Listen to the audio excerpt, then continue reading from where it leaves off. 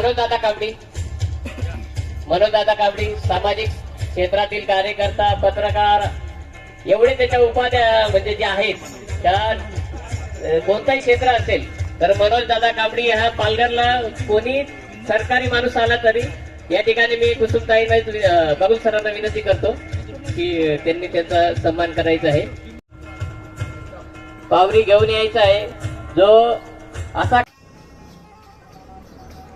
नमस्कार सर. नमस्कार.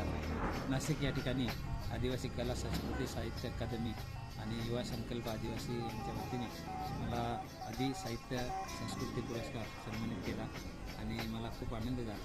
आयोजकांनी मला निमंत्रित करून पुरस्कार दिल्याबद्दल त्यांचे खूप खूप धन्यवाद.